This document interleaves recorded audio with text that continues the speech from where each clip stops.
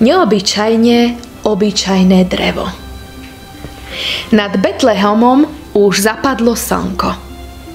Ospalé mestečko sa zahalilo do tmy a jeho obyvatelia pokojne odfukovali v posteliach. V jednom domčeku sa však stále svietilo. Tesár Bartolomej sedel za stolom vo svojej dielni a usilovne pracoval v mihotavom svetle sviečok. Pomáhal mu vnuk Samko, ktorý sa u starého otca učil remeslu.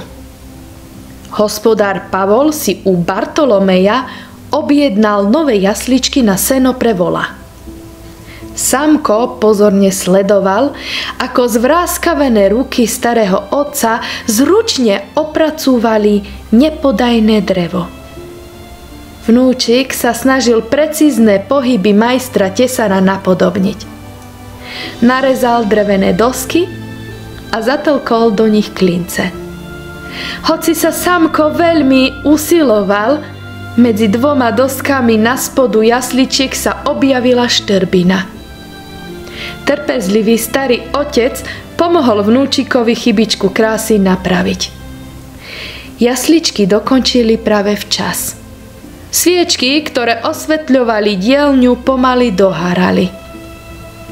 Pri odchode z dielne Bartolomej vnuka poučil.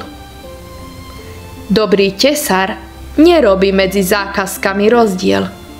Nezáleží na tom, či z dreva vyrezávaš honosný nábytok do kráľovského paláca, alebo prosté jasličky. Vždy sa snaž odviesť čo najlepšiu prácu. Samko prikyvoval. Nasledujúci deň doručili tesársky majstri hospodárovi hotové jasličky. Pavol bol s ich prácou veľmi spokojný.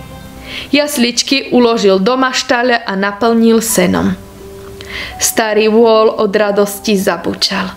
Jesť z nových jasličiek bude jedna radosť. Neprišiel ani týždeň a k tesárom sa doniesla radostná novina. V betlehemskej maštali sa narodil Ježiško. Bartolomej a Samko si prehodili cez plecia vlnené plášte a vydali sa k maštali. Malý Ježiško pokojne spinkal. Neležal však v kráľovskej posteli zdobenej diamantmi, nebol ani zavinutý v hodvábnych plachtách. Odpočíval v prostých jasličkách vystlaných senom. Starý tesár hneď spoznal drevo, čo ešte pred týždňom ležalo neopracované v jeho dielni. Slovami nedokázal opísať nesmiernu radosť, ktorú práve pociťoval. Samko ho radosne objal. Malý Ježiško spinka v našich jasličkách.